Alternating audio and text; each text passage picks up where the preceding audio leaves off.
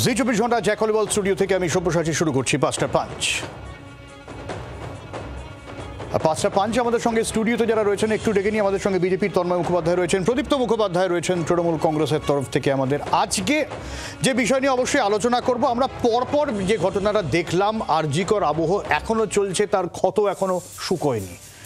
তারপর দুর্গাপুরের ঘটনা দেখলাম, এসএসকেএমের ঘটনা দেখলাম, ভয়ঙ্কর হাড়হিম করা ঘটনা, এবং যে অভিযোগগুলো আরজিকরের সময় হয়েছিল, এই হাসপাতালে দালাল রাজ দাদি জানিয়ে দীর্ঘদিন ধরে নানান রকম অভিযোগ সামনে আসছে। সেই রকম অভিযোগ আবার সামনে আসছে, অস্থায়ী কর্মীর বিরুদ্ধে সামনে আসছে অভিযোগ। হাসপাতালে অবাধ যাতায়াত কি করে আইডেন্টিটি কার্ড নিয়ে ডাক্তারের পোশাক পরে এই ধরনের শ্লীলতাহানির ঘটনা প্রশ্ন উঠছে। সে কারণেই রাজ্য সরকারেরও মাথা ব্যথা বাড়ছে এই স্বাস্থ্য নিরাপত্তা নিয়ে। কেন নিরাপত্তা সুনিশ্চিত করা যাচ্ছে না স্বাস্থ্যক্ষেত্রে?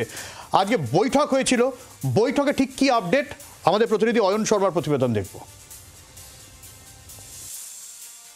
আইকিউ মেডিকেল কলেজ এবং উলুবেড়িয়া মেডিকেল কলেজ হাসপাতাল, এই একাধিক হাসপাতালে যে নিরাপত্তা ব্যবস্থা সুনিশ্চিত করতে আজ নবান্নে একটি বিশেষ বৈঠক হয়। এই বৈঠক থেকে হাসপাতালের নিরাপত্তা নিয়ে কড়া পদক্ষেপ নেওয়া হয়েছে।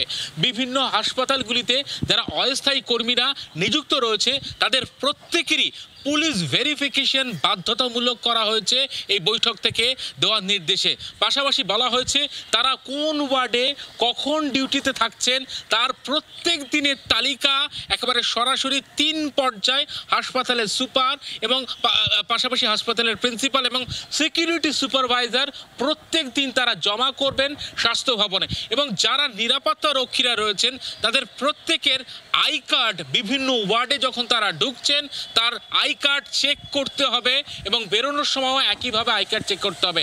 যেহেতু এই অস্থায়ী কর্মীদের ট্রেনিং নেই পর্যাপ্ত পরিমাণে, তাদের জন্য পর্যাপ্ত পরিমাণে ট্রেনিংয়ের ব্যবস্থা করতে হবে। আর এমনইভাবে রাজ্যের বিভিন্ন হাসপাতালগুলির নিরাপত্তা কঠোর ও সুনিশ্চিত করার জন্য সিদ্ধান্ত নেওয়া হলো নবান্নের বৈঠক থেকে। ক্যামেরা অরূপ অধিকারীর সঙ্গে অয়ন শর্মা, শ্রেয়সী গঙ্গোপাধ্যায় রিপোর্ট, জি 24 ঘন্টা, কলকাতা। কিন্তু প্রদীপ্তদা, এই ধরনের সিদ্ধান্ত, এই ধরনের পদক্ষেপ আগেও আমরা নিতে দেখেছি। হাসপাতালের নিরাপত্তা নিয়ে রাজ্য সরকার নিজেই অস্বস্তিতে পড়েছে, তারাও একগুচ্ছ পদক্ষেপ নিয়েছে। সিদ্ধান্ত তো হয়, সেটার ইমপ্লিমেন্টেশনে কি সমস্যা থেকে যাচ্ছে? দেখো, প্রথমেই এই ধরনের ঘটনার তীব্র নিন্দা করছি এবং কোনো রকম রাগঢাক না করে নিন্দা করছি। যে কোনো ঘটনা, সামাজিক সমস্যার সমাধানের জন্য প্রশাসন এবং পুলিশ সবাইকে উপযুক্ত ভূমিকা পালন করতে হবে।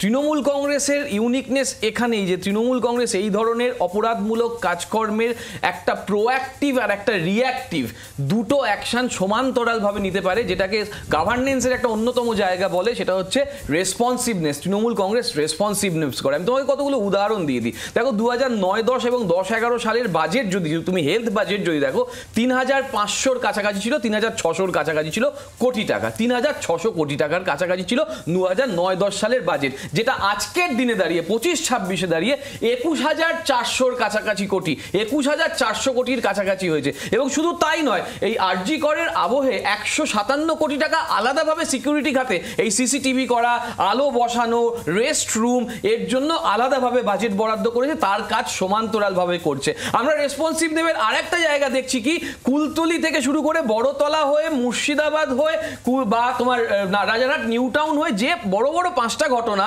গত 2024 সালের নভেম্বর থেকে ঘটেছে, তার দ্রুত শাস্তি বিধান রাজ্য সরকারের পুলিশ করতে পেরেছে এবং আদালতের দ্বারা শাস্তি হয়েছে। কিন্তু সমস্যা কোথায় থেকে যায় জানো?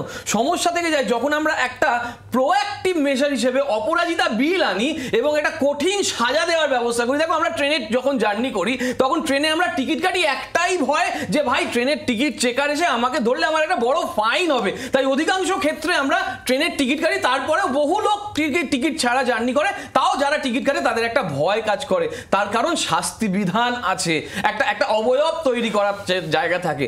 সেইখানে যখন আমরা অপরাজিতা বিল তৈরি করছি তখন অদ্ভুতভাবে রাজ্যপাল সেটাকে মিউট করে দিচ্ছেন। কেন?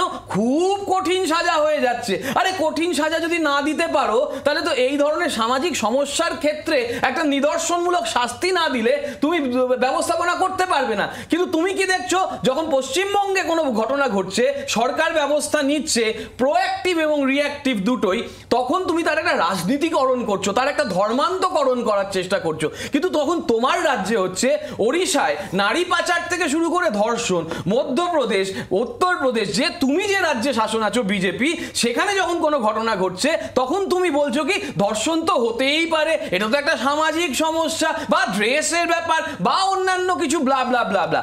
আমাদের বক্তব্য হচ্ছে, মমতা বন্দ্যোপাধ্যায় একজন মহিলা মুখ্যমন্ত্রী হিসেবে, এবং আমরা যেভাবে নারী স্বাধীনতার উপর গুরুত্ব দিয়েছি, নারী ক্ষমতায়নের উপর গুরুত্ব দিয়েছি, সেখানে আমরা খুব বলিষ্ঠভাবে এই ধরনের গভর্নেন্স মডেল আনছি যাতে করে নারী সুরক্ষাকে আরো দৃঢ় করা যায়। কিন্তু সামাজিক সমস্যা যখন থাকবে, সেই সামাজিক সমস্যা সমাধানের ব্যবস্থাও সমান্তরালভাবে করা যায়। প্রদীপ্ত দত্ত একটা ওভারঅল অ্যাসপেক্ট বললো, কিন্তু তন্ময়দা তুমি নিজেও একজন চিকিৎসক, আমাকে একটু বলো যে কোথাও গিয়ে কি মানে সিস্টেমটাতেই গড়বড় হয়ে যাচ্ছে এই ধরনের ঘটনা বারবার যখন ঘটে, তখন কোথাও মানে মানে চিকিৎসক হিসেবে তোমার কি মনে হয়েছে সিস্টেমের সমস্যা? দেখো, যখন একটি সরকার ডাহা ফেল করে তখনই তাদের প্রতিনিধিকে এরকম স্টুডিও এসে দম ভরে কথা বলতে হয়। কারণ আমি বলে দিচ্ছি যে আজকে তুমি যেটা বললে, আজকে 14 মাস আগে আরজিকর হওয়ার পরে যেগুলো শোনা গিয়েছিল, এখনো সেই একই কথা শোনা যাচ্ছে, এই করতে হবে, ওই করতে হবে, ওই বলতে হবে। আর কতদিন? আমরা তখনই বলেছিলাম এই সরকারকে সরাতে হবে, এই সরকারকে বসিয়ে রেখে পশ্চিমবঙ্গে কোনো কিছু উন্নতি হবে না। কারণ আমি হয়তো তোমাকে এক্সাম্পল দিয়ে বলে দিচ্ছি, এই যে হচ্ছে ধরো উলবেড়িয়া যে ঘটনা ঘটেছে, সেখানে নির্মল মাঝি গিয়ে কি বললেন যে নিরাপত্তা রক্ষী আছে। তো নিরাপত্তা রক্ষী আছে, তারপরে ঘটনাটা ঘটলো কেন? কারণ সে তৃণমূলের সংখ্যালঘু সেলের সভাপতি, সেটাই তার সব থেকে বড় পরিচয়। আর তার সাথে সে হোমগার্ড, কারণ এই হোমগার্ড সিভিক ভলান্টিয়াররা তারা part time civic volunteer, full time Trinamool কর্মী।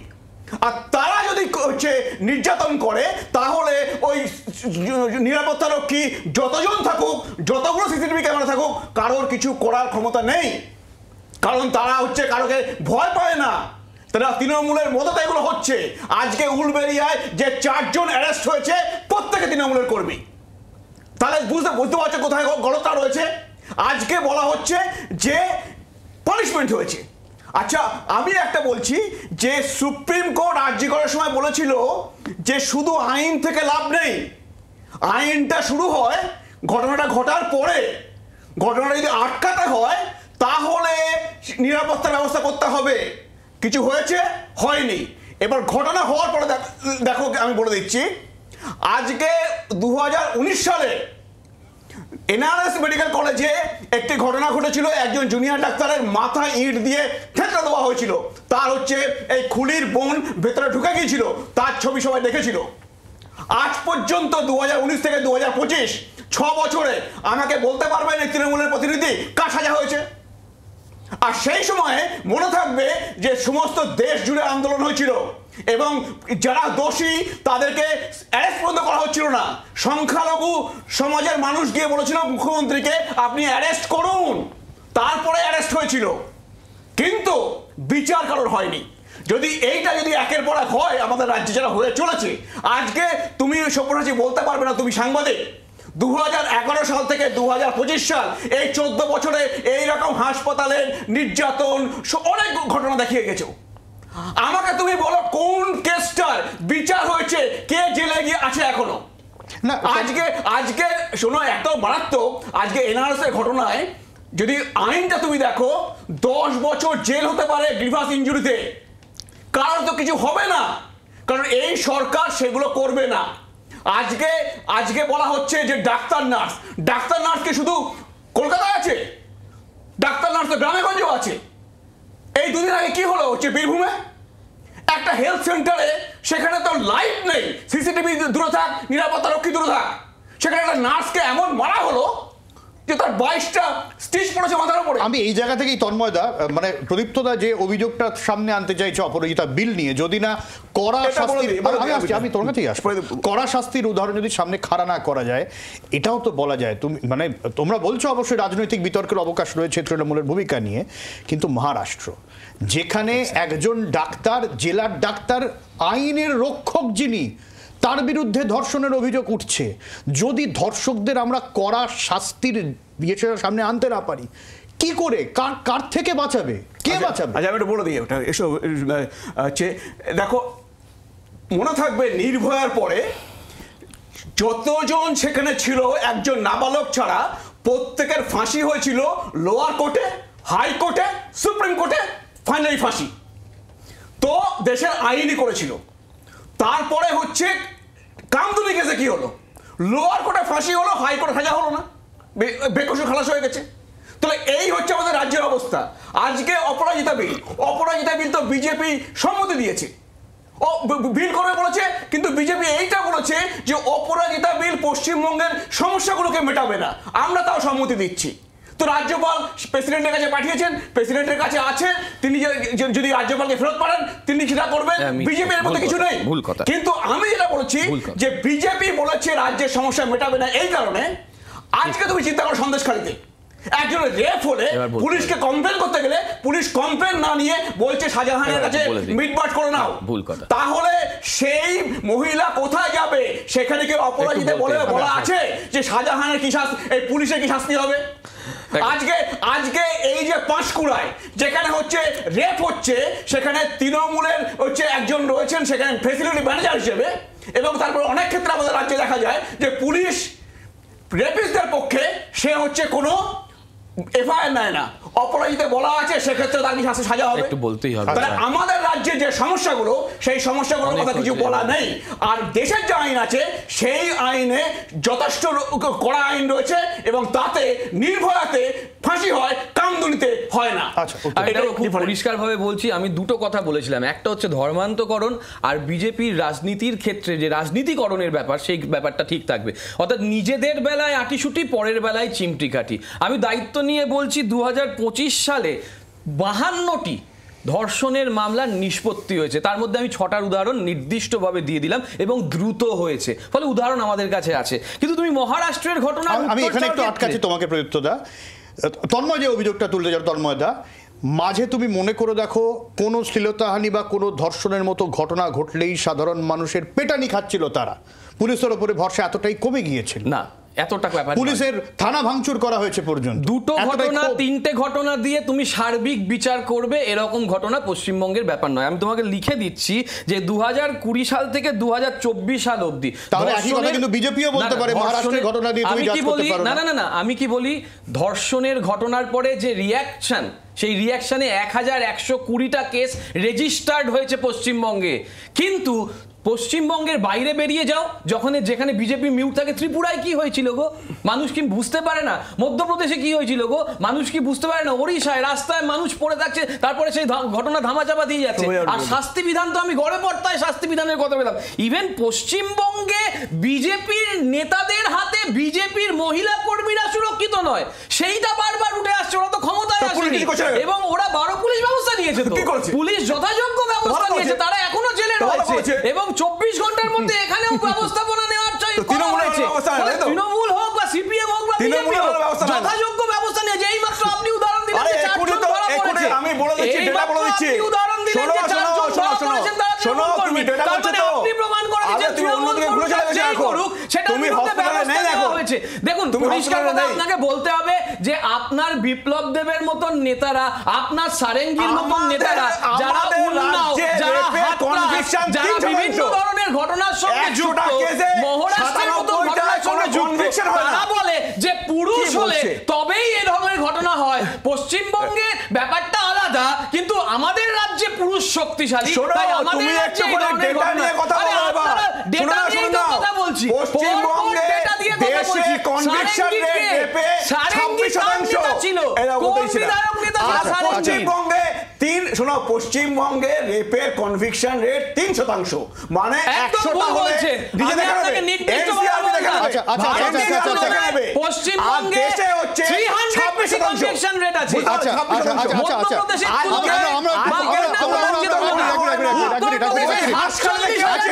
এক মিনিট।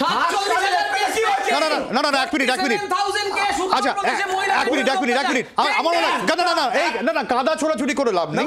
আমার কথা হচ্ছে তন্ময়দা, তুমিও চিকিৎসা সিস্টেমের মধ্যে তুমি রয়েছো, সলিউশনটা কি আছে? এই যে বলা হচ্ছে, এই যে অস্থায়ী কর্মী যার বিভিন্ন জায়গায় অবাধ যাতায়াত, যে কিনা মানে সে আই কার্ড নিয়ে ঘুরতে পারে, চিকিৎসকের পোশাক পরে এই কাজ করতে পারে, আরজি করের মতন জায়গায় সঞ্জয়রা ঘুরে বেড়াতে পারে, এর সলিউশনটা কি?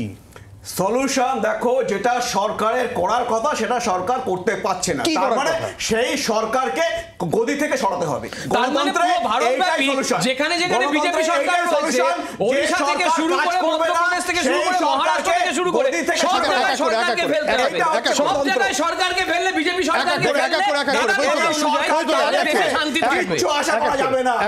আমি বলে দিচ্ছি, কারণ এই আরজিকর হওয়ার পরে 14 মাসের মধ্যে এত ঘটনা। না না না,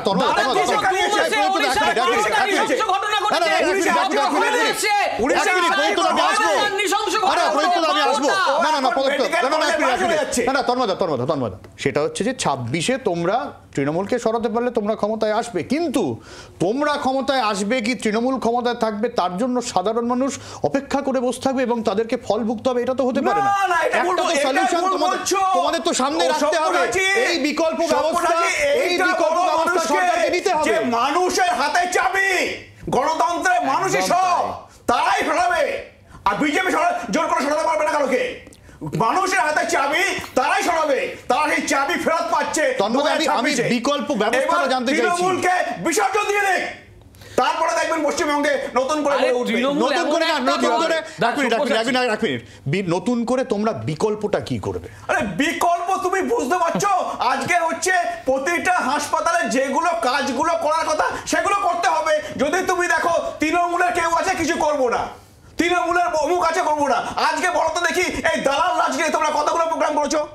তাহলে আজকে এখনো কথা আসছে কেন যে হাসপাতালে হাসপাতালে? সে তো বিজেপি যদি ক্ষমতায় আসে তাহলে বিজেপির লোক হয়ে যেতে পারে। বললাম তো, বিজেপি জাতীয়তাবাদী দল, ঘাড় ধরে জেলে ঢোকাবে। যদি ঠিক আছে, বিজেপি ঘাট ধরে জেলে ঢোকাবে না, জেল থেকে বেরোলে ঘাড়ে মালা দেবে। বিজেপি ঘাট ধরে জেলে ঢোকাবে না, জেল থেকে বেরোলে ব্রাহ্মণ্য জাতি, উচ্চ জাতি, ধর্ষণ করতে পারে না। এটা বিজেপি নির্দিষ্ট উত্তর দাও। তন্ময়দা নির্দিষ্টভাবে বলেছে বিজেপি আসলে ঘাড় ধরে দালাল রাজ শেষ করবে, তোমরা এই কথা বলতে পারছো না কেন? আমরা দালাল রাজ যা ছিল তার থেকে অনেক অনেক অনেক অনেক অনেক কমিয়ে দিয়েছি। কালীঘাটে পয়সা যায় না, যায় শুভেন্দু অধিকারীর বাড়ি। শুভেন্দু অধিকারী যাকে শিক্ষা স্বাস্থ্য খাতে সব থেকে বেশি দুর্নীতিগ্রস্ত বলা হয়েছিল, আজকে সে বিজেপি নেতা, বিরোধী দলের নেতা বলা হচ্ছে তাকে। ফলে যে শুভেন্দু অধিকারীকে চোর বলা হয়েছিল, যে শুভেন্দু অধিকারীকে সব থেকে দুর্নীতিগ্রস্ত বলা হয়েছিল, তাকে নিয়ে যখন স্বাভাবিক সেই তোলাবাজ শুভেন্দুকে তো নিয়ে বিরোধী দলের নেতা করে দেওয়া হয়েছে। যে তোলাবাজ বলা হয়েছিল শুভেন্দু অধিকারীকে, তাকে বিরোধী দলের নেতা করা হয়েছে। ফলে বিজেপির উদাহরণ এখানে ঠিক হয়ে যাচ্ছে যে আজ অব্দি সব থেকে বেশি ধর্ষণ যে রাজ্যে হয় তার নাম উত্তরপ্রদেশ, তার নাম ওড়িশা, আমি এত চিল্লাতে পারছি না, প্লিজ।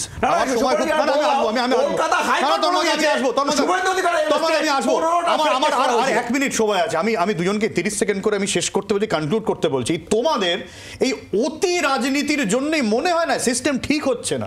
আমাদের অতি রাজনীতি কখনো হয় না। তোমাদের দুজনেরই, তোমাদের দুই পক্ষেরই, কি সিপিএম, কি কংগ্রেস, কি বিজেপি, কি তৃণমূল, প্রত্যেকই আমরা এড়িয়ে যাই না। আমি বলে দিচ্ছি দাদা, আমরা উত্তর দিয়ে আমরা এড়িয়ে যাই না, আমরা ব্যবস্থা নিই, আমরা অব্যবস্থার কথা বলি না। ওই জন্যই প্রথমে বাজেটের উদাহরণ দিলাম, ৩,৫০০ কোটি টাকা থেকে ২১,৩০০ কোটি টাকার বাজেট বৃদ্ধি হয়েছে। এবং যে কেউ পশ্চিমবঙ্গ যারা একটু বয়স্ক, সরকারি স্বাস্থ্য ব্যবস্থার যে উন্নতি হয়েছে চোখে তারা দেখতে পাচ্ছে যে কিভাবে মানুষের বিশ্বাস বেড়েছে স্বাস্থ্য ব্যবস্থায়। কিন্তু আজকে বিজেপি শাসিত রাজ্যগুলো চলে যাও, আজও বিহারের ভোট হচ্ছে, বিহারের সংবাদ মাধ্যমগুলো দেখো, আরে জানলা সেখানে আছে, এবার সেখানে উত্তর কি দিন, অবনতি হয়েছে বিহারে মানুষ দেখতে জানলা পাচ্ছে। ছিল। বলো, বলো, বলো। আচ্ছা সব্যরাজি, এটা প্রদীপ্ত কোথায় আছে?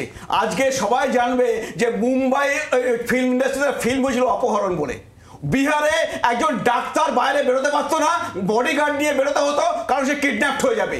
আজকে সেই জঙ্গল রাজ বিহারে কি করেছে কেউ দালাল রাজে চিন্তা পরিণত করেনি। হয়েছে। বিজেপি এখন দালাল রাজে বিহারকে পরিণত করে দিয়েছে। বিজেপি যেখানে যেখানে যাবে ক্ষমতায় দালাল, আসছে সেখানে আদালতে যাবে সব মুক্ত দালাল, করে দিয়েছে একদম। কোর্টে বিভিন্ন শিক্ষাক্ষেত্রে যাবে দালাল। জাতীয়তাবাদী বিহারে দল, প্রতি আমরা এই মুহূর্তে দালালদের দালাল গণসংযোগ করবো না। আমি এটা বলে দিয়ে রাখলাম, আজকে পশ্চিমবঙ্গে শিল্প, শিক্ষা, স্বাস্থ্য, কিন্তু কর্মসংস্থান ভারত সরকারের সবকিছু ভালো সমস্ত হবে। তত্ত্বে দেখা সবকিছু যাচ্ছে ভালো হবে। এই তো এই SSKM জেল থেকে আমার কিভাবে সময় একজন গর্ভবতী মহিলা পশ্চিমবঙ্গ মানুষকে এখন হবে। বড় বড় এই খবর হলো। তৃণমূলকে আমার সময় একদম শেষ, অনেক ধন্যবাদ প্রদীপ্তদা, অনেক ধন্যবাদ। আমরা ফিরে আসছি বিরতির পর, সঙ্গে থাকুন। ক্ষেত্রে